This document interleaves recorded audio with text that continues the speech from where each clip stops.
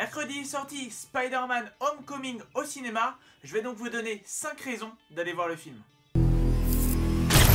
On pourrait, et sûrement à juste titre, se demander c'est quoi l'intérêt d'aller voir un film Spider-Man alors qu'on en a déjà eu 5 au cinéma. C'est pas con de se poser cette question parce qu'on a déjà eu 2 versions du personnage, la trilogie de Sam Raimi et la duologie de Mark Webb. Mais je pense qu'il est très important de voir ce film tout simplement parce qu'il s'inscrit vraiment dans le Marvel Cinematic Universe. On avait eu un avant-goût de Spider-Man dans Captain America Civil War. Personnellement, ça m'avait beaucoup plu. Et puis je pense que ça a plu à beaucoup de monde parce que c'est sûrement pour ça que la bande-annonce où il apparaît pour la première fois, elle a marché autant. On a donc enfin Spidey intégré à cet univers étendu et je pense que ça en fait une bonne raison d'aller voir le film.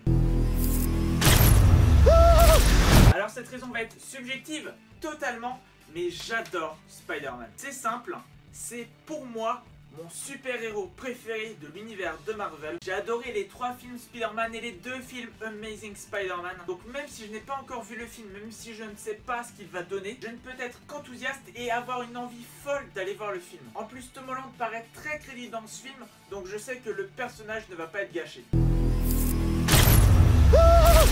Faut dire ce qu'il y est, Tante May est une bonasse. Alors bien évidemment que ça sera pas l'attraction principale de ce film, bien évidemment qu'on ne va pas voir ce film pour Tante May, et encore heureux, mais ce serait mentir quand dire qu'on en a rien à foutre. Dans la trilogie, le personnage de Tante May était sympathique, bien évidemment, ça ne nous attirait pas trop l'œil. Dans les 2 films Amazing Spider-Man, c'était pas trop ça non plus, alors que là franchement, on se fait plaisir.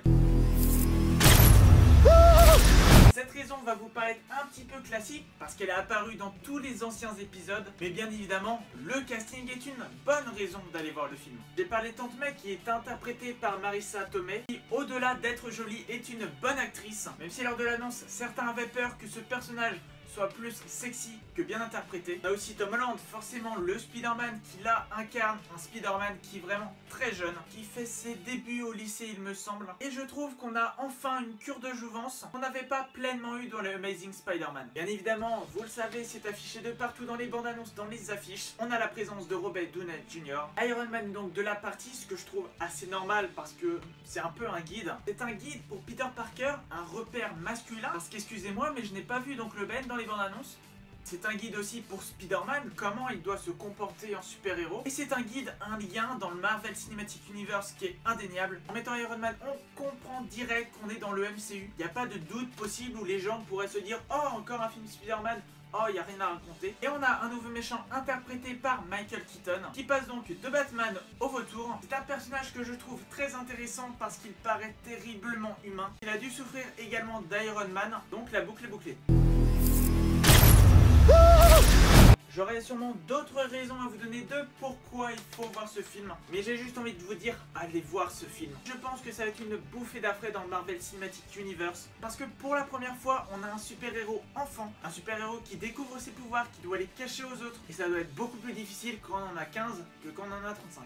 Donc à vous de me dire votre bonne raison d'aller voir ce film. Mettez-le en commentaire, je les lis tous et j'y réponds. N'hésitez pas non plus à répondre au sondage et à me dire dans la raison que j'ai énoncée, celle que vous préférez. Je ne fais pas plus long, n'hésitez pas bien sûr à vous abonner pour retrouver très facilement toutes les vidéos et pour en découvrir de nouvelles. N'hésitez pas à liker et à commenter cette vidéo si elle vous a plu. Quant à nous, on se retrouve très prochainement pour de nouvelles vidéos cinéma. Sur ce, portez-vous bien. Ciao.